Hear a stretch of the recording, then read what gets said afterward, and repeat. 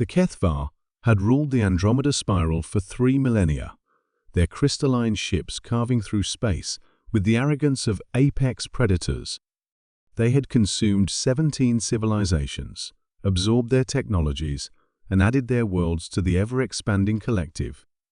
Nothing had ever challenged their supremacy until they encountered Dr. Sarah Chen aboard the research vessel Prometheus.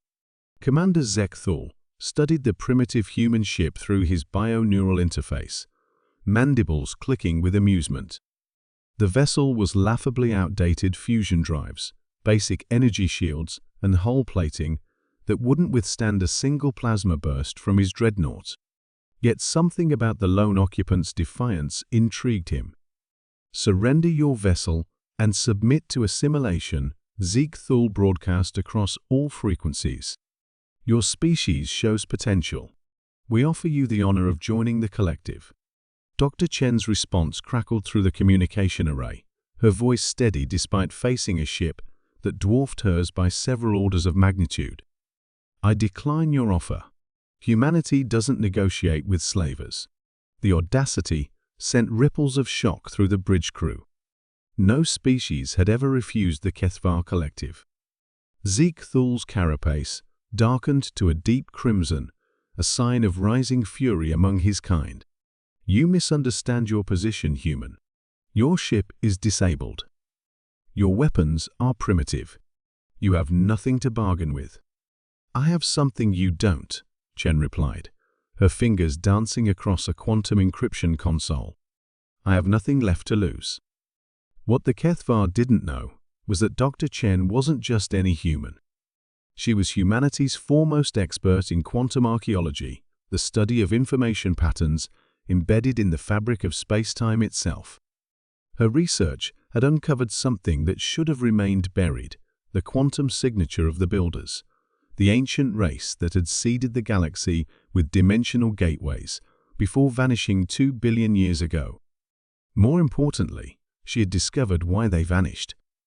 As Zeke Thul prepared to board her vessel, Chen activated a device no larger than a wedding ring.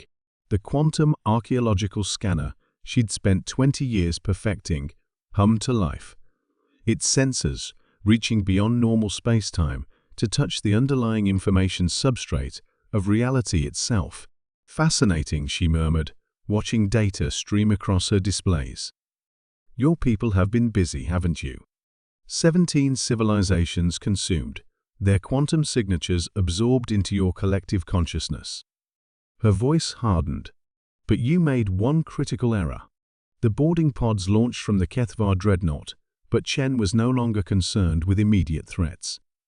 She had found what she was looking for, the quantum echo of every species the HFY had assimilated, their information patterns still existing in a state of quantum superposition within the collective's neural network.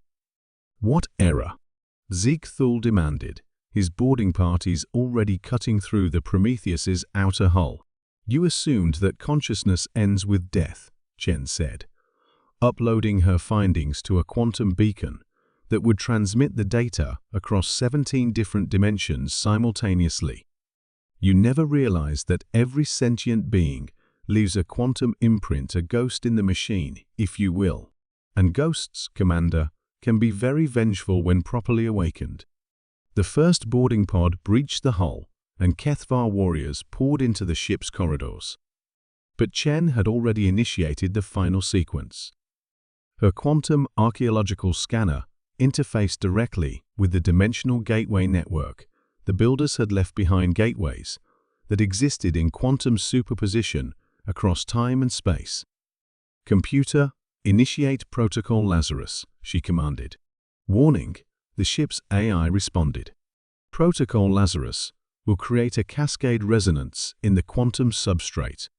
Probability of dimensional collapse, 78.3%. Execute." The effect was instantaneous and devastating. Across the galaxy, every piece of HFY technology began to resonate with the quantum signatures of the species they had assimilated. The 17 civilizations they had consumed suddenly found their consciousness patterns reactivating within the collective's neural networks, not as subjects, but as antibodies attacking a virus. Ziegthal screamed as his mind was flooded with the voices of trillions of beings his people had murdered. The Veltari, masters of stellar engineering. The Quinth, who had transcended physical form millennia ago. The builders themselves, ancient beyond measure, and possessing technologies that made the Kethvar look like children playing with sticks. Every Kethvar ship in the galaxy began to shut down as their collective consciousness was overwhelmed by the quantum echoes of their victims. Their bioneural interfaces, designed to link their minds across vast distances, became conduits for a justice that transcended death itself. Chen felt the Prometheus shaking as the Kethvar dreadnought systems failed. Through her viewports, she watched as the massive ship began to tear itself apart, its own absorbed technologies turning against their captors. "You wanted to assimilate humanity," she said, into her communicator, knowing that every surviving Kethvar would hear her words through their failing collective network. "Instead, you're about to learn what it means to be human. We remember our dead.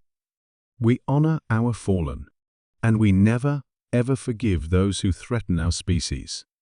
The quantum cascade spread across the galaxy at faster-than-light speeds, riding the very fabric of space-time itself. On Kethvar colonies, the crystalline spires that housed their civilization's greatest minds began to crack and crumble as the absorbed consciousness patterns of 17 civilizations fought for freedom. Dr. Chen died when the Prometheus's life support failed, but not before she saw her work complete. The quantum beacon continued transmitting, ensuring that the awakened consciousness patterns would spread beyond even the Kethvar's reach. In the weeks that followed, the galaxy watched in stunned silence as the mighty Kethvar collective collapsed from within.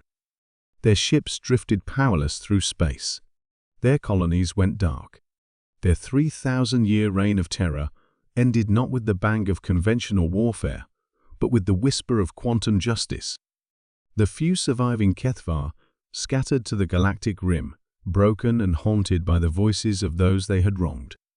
Some say they still roam the outer darkness, driven mad by the knowledge that death is not the end, that somewhere in the quantum foam, their victims still wait. Humanity eventually found the wreckage of the Prometheus and learned of Dr. Chen's sacrifice. They built a monument in her honor, a simple stone bearing an inscription that would become legendary across the galaxy. She threatened a human.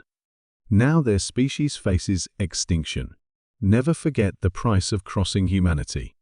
The builders, awakened from their 2-billion-year slumber, looked upon Chen's work and found it good. Some things, they decided, were worth returning from oblivion to witness.